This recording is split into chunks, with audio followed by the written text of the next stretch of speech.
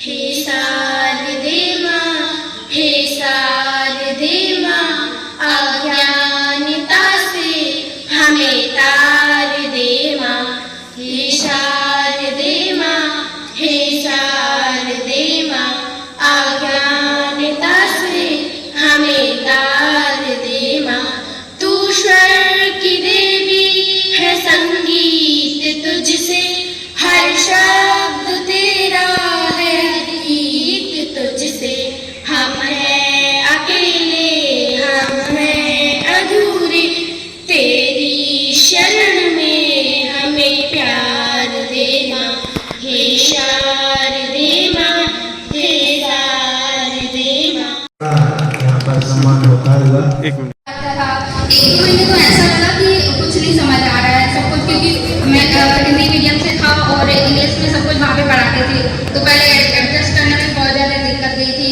फिर उसके बाद 11th में तक मेरा रिजल्ट भी बिगड़ा था, मतलब मेरी 79 बनी थी, जो कि यहाँ से बहुत ज़्यादा कम थी, तो उसके लिए मुझे बहुत बुरा लगा था। तो मुझे ऐसा लगा कि मैं कुछ नहीं कर पाऊँगी, लेकिन फिर मैं वहाँ पे हमारे जो प्रिंसिपल सर थे वो बहुत अच्छे थे, मतलब वहाँ पे जो भी टीचर्स थे सब और प्रिंसिपल सर थे वो सब मोटिवेशन देते थे, और ऐसे जैसे हमको बुलाया गया है वैसे वहाँ पे भी बुलाते थे, जो भी स्टूडेंट कहाँ से पास आउट हुए हैं और जो भी डॉक्टर्स इंजीनियर्स वगैरह जो भी थे सबको बुलाते थे वहाँ पे, ताकि हमको मोटिवेशन मिल सके।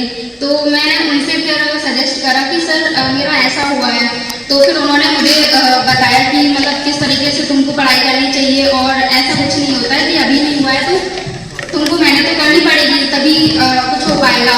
तो फिर उसके बाद फिर मैंने पढ़ाई स्टार्ट करी। 12th से मैंने बहुत अच्छे से पढ़ाई स्टार्ट करी थी, मतलब 11th तो वैसे ही बहुत 12th की कंपेरिजन में 11th ज़्यादा टफ होता है, तो 12th तो इजीली मेरा कंप्लीट हो गया। फिर उसके बाद 11th का था, तो 11th का सिलेबस भी मैंने उसी टाइम पे कंप्लीट कर लिया था, तो दोनों ही मेरे कंप्लीट हो गए थे। फिर उसके बाद दोनों अच्छे से हो गए थे। उसके बाद नीट का पेपर हुआ, फिर उसके बाद मेरे अच्छे नंबर आए थे, फिर उसके बाद मेरा सिलेक्शन हो गया। फिर मुझे चिराई मेडिकल कॉलेज भोपाल मिला था, फिर वहाँ से मैंने MBBS करी, और अभी मेरी डिग्री कंप्लीट हो चुकी है और मैं 12 में पोस्टेड होंगी। That's it. और thank you so much sir मुझे इनवाइट करने के लिए, और सर का भी बहुत ज़्यादा सपोर्ट रहा है, उन्होंने मुझे हमेशा सपोर्ट करा है हर चीज़ के लिए, और टीचर्स भी सर लोग भी बहुत अच्छे हैं, और थैंक यू सो मच। मैं आपके सबसे ज़्यादा सपोर्ट मेरे पेरेंट्स करा है, उनको भी थैंक यू बोलना चाहती हूँ, और सबसे ज़्यादा special thank you for my mother, क्योंकि सबसे ज़्यादा उन्होंने मुझे सपोर्ट करा है, और जो भी दिक्कतें आती थी मैं उन्हीं से ही शेयर करती थी। तो थैंक यू सो मच। और आप लोगों को ये बात बताना चाहती हूँ, जैसे आप लोग 10th के बाद जब भी सब्जेक्ट चूज़ करने का रहता था तो बहुत ज़्यादा दिक्कतें जाती हैं, जैसे कि आपको क्या चूज़ करना चाहिए कि बायो लेनी चाहिए या मैथ लेनी चाहिए, इसमें ज़्यादा प्रॉब्लम आती है।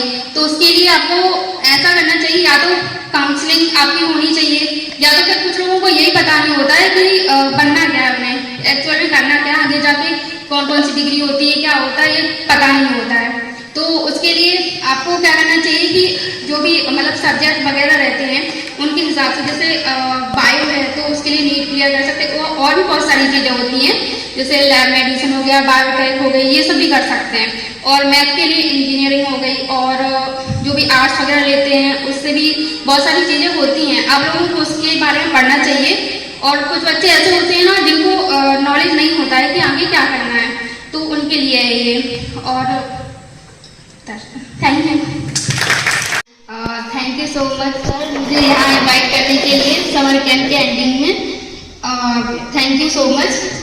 और मैं आपको अपना एक्सपीरियंस शेयर करना चाहती हूँ, जो भी मैंने यहाँ तक पहुँचने के लिए जो भी स्ट्रगल किया है, जो भी दिक्कतें आई हैं, वो सब शेयर करना चाहती हूँ मैं आपसे।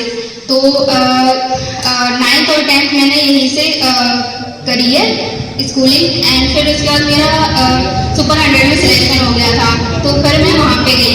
तो 11th तो सच में बहुत ज़्यादा ही मतलब ऐसा था कि कुछ भी नहीं मेरे को समझ आता था। शुरुआत में वहाँ पे हॉस्टल के बाद आपको क्या करना है, या तो फिर जैसे नीट है या JEE की तैयारी करनी है आपको, तो आप 11th और 12th का ही सिलेबस पूछा जाता है नीट में या जेईई में। तो आपको क्या करना है कि 11th और 12th 11th में जो बच्चे हैं या फिर 12th में दोनों में हैं तो वो अभी से ही तैयारी स्टार्ट करते हैं। मतलब ऑनलाइन भी बहुत सारे रहते हैं तो उनसे भी पढ़ सकते हैं। बाकी सब कुछ 11th और 12th का ही पूछा जाता है। तो आप एनसीईआरटी रट लो, जो भी है सब एनसीईआरटी से ही पूछा जाता है, तो उसको रट लो क्योंकि वही पूछा जाना है। अभी से जैसे आप पढ़ लोगे, फिर उसके बाद अगर 12th में आपका 12th के बाद नहीं हुआ सिलेक्शन भी तो आपका बेसिक तो बन जाएगा कम से कम, कि आप उसके बाद ड्रॉप भी लेते हैं तो आपको दोबारा ये तो नहीं लगेगा कि आपने ये पढ़ा नहीं है।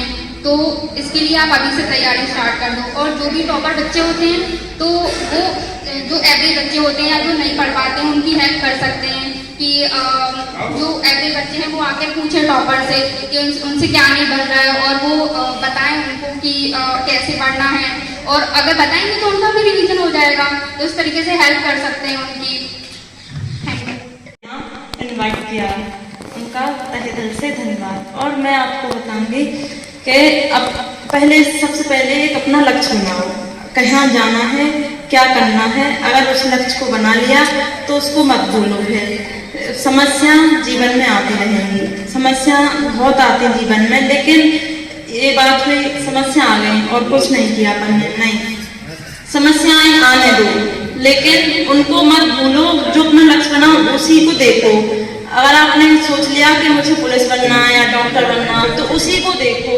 और रास्ते में जाओगे तो काफी समस्याएं आती है ना, तो बेसमस्या मत छोड़ना, बस अपना लक्ष्य निर्धारित करना और वहां तक पहुंचने की कोशिश करना।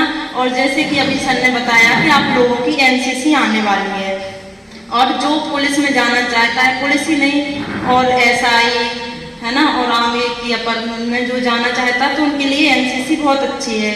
फिजिकल भी होता है उसमें और जो सर्टिफिकेट मिलता है एनसीसी का उसमें कम से कम 5-6 नंबर पुलिस में जुड़ते हैं आप लोगों के। एसआई बनोगे उसमें भी जुड़ेंगे, तो एनसीसी बहुत अच्छा है। और यहाँ आ जाएगा तब तो और अच्छा रहेगा सब लोगों के लिए, और सबको वो करना भी, उसका प्रमाण पत्र सब लोग ले ही लेना। मैं बस यही बोलना चाहती हूँ, थोड़ा टाइम कम है, कि अच्छी मेहनत करना, पुलिस बनो, कुछ भी बनो, बहुत अच्छा है। और समस्याएं बहुत आई थी। मैंने 12वीं की, इसके बाद मेरा पता नहीं था करूँगी या नहीं करूँगी, लेकिन फिर मुझे बाद में भैया ने बताया कि तुम पढ़ो बन जाओगी। फिर मैं गई है तो वहाँ थोड़ी समस्याएं थी। मैंने स्कूल पढ़ाया, बच्चों को कोचिंग पढ़ाई, जितना टाइम बचता था उसमें मैंने अपनी पढ़ाई की। इसके बाद मैं पढ़ाई करती रही, जितना भी टाइम बचता था मैंने एक टाइम बर्बाद नहीं किया अपना। समय कम रहता है ना, उसी में सब करना पड़ता है, तो समय को निर्धारित करो, बिल्कुल बर्बाद नहीं करो फोन में। जो सोच लिया उसको आगे ले जाना है तो बस फोन चलाने की जरूरत नहीं है, आराम से पढ़ो, अपनी पढ़ाई पर ध्यान रखो बस। बाकी तो बहुत ज़्यादा कहानी है, समस्याएं हैं, हर चीज़ है, लेकिन ठीक है। बस आप लोगों से एक कहना चाहती हूँ कि आराम के साथ सोच के एक बार देख लेना कि क्या बनना है और उसको मत छोड़ना। कुछ भी हो जाए, कितनी भी बाधा आ जाए, बस उसको मत छोड़ना। Thank you. कविता ये बताओ, तुमने ये मुकाम कैसे हासिल किया, क्या क्या तैयारी की और तुम कैसे इस पुलिस में पहुंचे, ये बताओ। मेरा सबसे पहले मैं 12वीं के बाद मेरा कोई ऐसा नहीं था कि मैं पुलिस बनूंगी या क्या बनूंगी। इसके बाद मैं पहुंच गई छतरपुर। भैया ने बोला कि छतरपुर जाओ, वहां से पढ़ाई करो, तो बस मन लगा के हाँ गए, बस बीए करने लगे। ये भी नहीं सोचा कि जाना भी है कि नहीं कुछ बनना है कि नहीं, बस आराम से गए, रहने लगे। इसके बाद लॉकडाउन लगा, फिर मैंने जेल पहली का पेपर दिया, उसमें मैं 1 नंबर से रह गई। मेरे उसमें 60 में होना था और 59 बच्चे, बल्कि कम हो गए थे, वैसे तो 64 आए थे। तो फिर मैंने सोचा मैं इतने भी इंटेलिजेंट हूँ क्या, क्योंकि कोई बताने वाला नहीं था कि मैं क्या लूँ, क्या करूँ, कहाँ कोचिंग जाऊँ। मैंने 1 साल बर्बाद कर दी वहाँ रह के, बस बैठे रहते थे। पढ़ाई में बहुत मन लगता था और क्या पढ़ते थे, बीए की 20 पढ़ती थी, वो तो एक दिन में पढ़ने से हो जाता, लेकिन किसी ने नहीं बताया था, घर में कोई ऐसा एजुकेशन वाला नहीं था। तो मैं बस 1 साल मैंने बैठे बैठे खा के बर्बाद कर दी है। उसके बाद फिर मैं जब कोरोना लगा, मेरा रिजल्ट आया, मैंने पेपर दिया। लिया। उस टाइम तो मेरे पास मोबाइल भी नहीं था। फिर यहाँ आए हमारा, मैंने मोबाइल लिया। मैं रो रो के मैंने कहा नहीं मुझे मोबाइल लेना। जब मेरा मोबाइल लेवा फिर मैं यहीं से पढ़ाई स्टार्ट कर दी। फिर मुझे एक दिन सपना आया, मुझे वर्दी दिखी उसमें। फिर मैंने सोच लिया मैं वर्दी ही पहनूंगी, चाहे कहाँ भी मिले कैसे भी मिले। तो बस मैंने फिर उसी की ठान ली। और छतरपुर में नॉर्मल कोचिंग है, लेकिन अपनी मेहनत से पढ़ा, बहुत ईमानदारी, बहुत विश्वास था। बहुत मैं कमजोर थी, ऐसी बात नहीं है। आप ही लोगों जैसे होंगे, आप लोगों से भी कमजोर होंगे। उस टाइम मुझे कुछ भी नहीं आता था। जब मैं सरकारी में पढ़ी, बहुत अच्छी स्कूल है लेकिन बेसिक बहुत कमजोर था। मैं आप लोगों को बताऊं तो मैंने पहाड़े भी पढ़े थे बाद में, बीए के बाद। आप समझो, आप क्यों स्क्वायर घन सब कुछ पढ़ा मैंने। मैं बहुत डरती थी, इंग्लिश से भी बहुत डरती थी। तो मैंने थोड़ा थोड़ा करके पढ़ाई की। और सपोर्ट सर लोग भी वहां मिल गए थे छतरपुर में, तो समझाते थे। और सबसे बड़ी बात, थोड़ी बहुत पैसों की भी समस्या थी, तो हमें फिर स्कूल ज्वाइनिंग करना पड़ा। कुछ टाइम बाद फिर कोचिंग ज्वाइनिंग की। तो लेकिन उसके बाद ये हो गया, फिर मैं फिजिकल भी करती रही। मैंने कम से कम 4 साल मैंने मेहनत की और मैंने 30-40 पेपर दे चुके होंगे कंपटीशन के। कोई दिल्ली पुलिस का या फिर MP का या फिर UP का, ऐसे सारे मैंने पेपर दे दे, लेकिन मेरा नहीं हुआ। तो मुझे लगता था मेरा होगा अभी कि नहीं होगा, मैं इतनी कमजोर है। आज पढ़ती थी कल भूल जाती थी। अब मैं सोचती थी कि यार क्या करूं, कैसे होगा। विश्वास टूट गया, लेकिन मैंने कहा नहीं, हार नहीं मानना। एक मन में विश्वास था मैं करके ही रहूंगी, बस मुझे वर्दी चाहिए कहीं की भी। अब फिर क्या हुआ, बस करती रही, होता रहा। अब पापा बोले, ऐसा चलता रहा। अब 2024 लग गई, 24 की स्टार्टिंग लगी। पापा ने बोला अब तो शादी करना। अब मैं और डर गई, अब क्या होगा, मेरा शादी होने वाली है, अब फिर क्या करूंगी। क्योंकि मुझे घर की कंडीशन सुधारनी थी।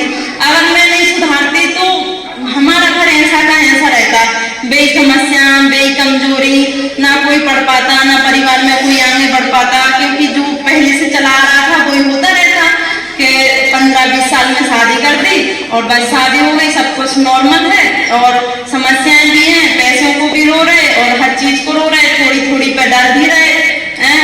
तो फिर मैंने कहा नहीं, नौकरी तो करना है।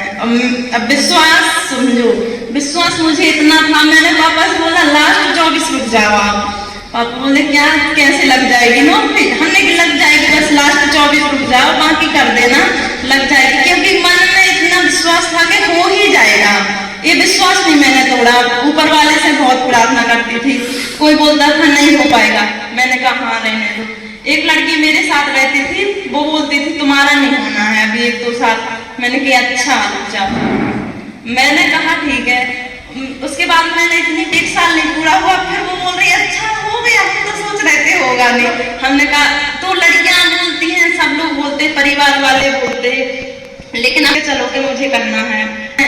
सबसे ज्यादा समस्या नहीं मेरे को, बहुत ज्यादा है, वो नहीं आ जाएगा, ठीक है जैसा भी है। मैं तो यही, हौसला कभी मत खोना। और फिर इसके बाद मैं फिजिकल में तो एक तो अपन गांव से हैं, खेत में पे जाते रहते, तो रनिंग वैसे हो जाती है, उसकी टेंशन नहीं थी मुझे। मेरा जे निकल गया। फिर मैं फिजिकल में स्टार्टिंग से करती थी, क्योंकि ये पता था पुलिस में जाएंगे, SI बनेंगे या कांस्टेबल बनेंगे। बस मैं थोड़ा थोड़ा करती रही। और जब मेरा ये दिल्ली का निकल गया, तो मुझे सच पता है, तो मुझे दिल्ली पुलिस में मैंने डाल दिया, हो गया। अब रिजल्ट आया तो मुझे विश्वास नहीं था कि मेरा हो जाएगा, क्योंकि लगता था पता नहीं क्यों, मैंने ज्यादा नहीं पढ़ा था, मैं MP का पढ़ रही थी। और मैंने कहा हो जाएगा, नहीं होगा, मुझे तो पता ना है, बस डाल दिया। मेरी सहेली का फोन आया, कविता तेरा हो गया। मैंने कहा कसम खाओ हुआ कि नहीं हुआ, क्योंकि विश्वास नहीं था। MP में विश्वास था, MP में तो मेरा हो गया था।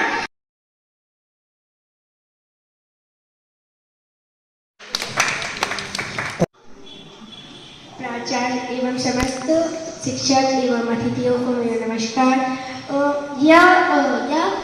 यह समर कैंप हमारे कौशलों का विकास के लिए आयोजित किया गया था, जो 2025 में लगाया गया।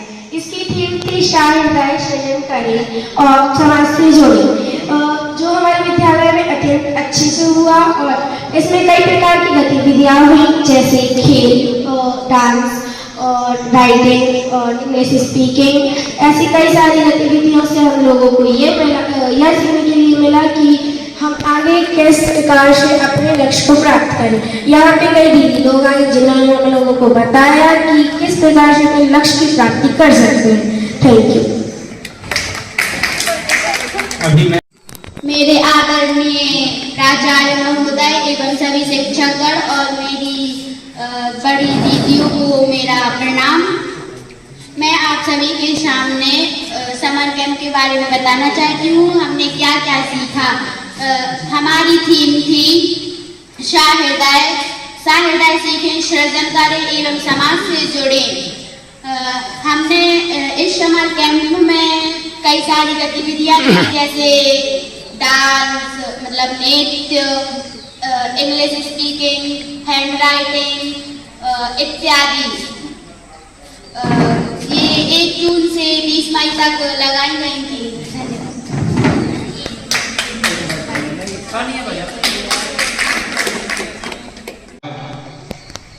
विद्यालय में उपस्थित समस्त शिक्षक साथी, मुख्य अतिथि के रूप में उपस्थित डॉक्टर रजनी प्रजापति, डांस सिखाने वाली शिक्षिका सृष्टिका निगम, समस्त छात्राएं। अपने विद्यालय में 1 मई से 20 मई तक समर कैंप का आयोजन किया गया है, जिसमें राजेश सर, राजू सर, इनके द्वारा विभिन्न गतिविधियों में आप सभी को पारंगत किया गया, जैसे कि डांस, हैंड राइटिंग, अंग्रेजी में कैसे लिखते हैं, अंग्रेजी कैसे बोलते हैं और डांस कैसे किया जाता है, उसके क्या क्या स्टेप हैं, ये प्रशिक्षकों ने आप लोगों को बताए। आप लोगों ने समर कैंप का आनंद लिया। इसका उद्देश्य था कि 21वीं सदी के जो कौशल है उनमें सभी को निपुण होना है। पढ़ाई तो होती रहेगी, सबको करना ही है, लेकिन समर यानी गर्मियों की जो छुट्टी है, छुट्टियों में हमें इन गतिविधियों में भी पारंगत होना है। इसलिए ये कैंप आयोजित किया गया। आप सभी ने इसमें बढ़ चढ़ के भाग लिया। विद्यालय परिवार आप सभी का हार्दिक वंदन, अभिनंदन करता है। हमारे विद्यालय में विद्यालय की छात्राएं रजनी प्रजापति और कविता, जिनका दिल्ली पुलिस में, और रजनी जिन्होंने MBBS कंप्लीट कर ली है, कैसे उन्होंने MBBS की तैयारी की और किस प्रकार वो डॉक्टर बने, उन्होंने आप लोगों को बताया। आप लोगों को भी अपना लक्ष्य बना करके उसी प्रकार मेहनत करना है और इनके समान बनना है। कैसे हम डॉक्टर बन सकते हैं, यहाँ पर सभी की फोटो लगी हुई है। हम चाहते हैं कि आगे वाले समय में आप लोगों की भी फोटो यहाँ पर लगे और अपने परिवार और माता पिता का नाम रोशन करें। ये छात्राएं थी, ऐसे परिवार से निकली हुई छात्राएं हैं जिनकी आर्थिक स्थिति बहुत ही खराब थी। पिताजी मजदूरी करते, फिर भी इन लोगों ने मेहनत करके वो मुकाम हासिल किया। तो हमें अपने लक्ष्य के अनुसार काम करना है। पैसे कभी भी रुकावट नहीं डालते। यदि हमारी परसेंटेज अच्छी बनती है 70% के ऊपर, तो मध्य प्रदेश सरकार के द्वारा एडमिशन वगैरह के लिए पूरा खर्चा उन्हीं के द्वारा दिया जाता है। जैसे इनको चिरायू मेडिकल कॉलेज मिला, वहां की फीस थी 1 साल की 13 लाख रुपए, 4 साल की 52 लाख रुपए फीस थी। लेकिन मध्य प्रदेश सरकार के द्वारा मेधावी योजना के तहत उसका खर्चा वहन किया जाता है और उसका पेमेंट संबंधित कॉलेज या विद्यालय को मध्य प्रदेश सरकार के द्वारा दिया जाता है। इसलिए आप लोग भी मेहनत करें और 12वीं में यदि 70% से ज्यादा नंबर आते हैं तो पूरा का पूरा खर्चा मध्य प्रदेश सरकार वहन करती है और आप लोग इस प्रकार किसी भी जगह जा सकते हैं, चाहे डॉक्टरी में जाना हो या पुलिस में जाना हो, वो आप लोग बन सकते हैं। आप सभी का बहुत बहुत धन्यवाद।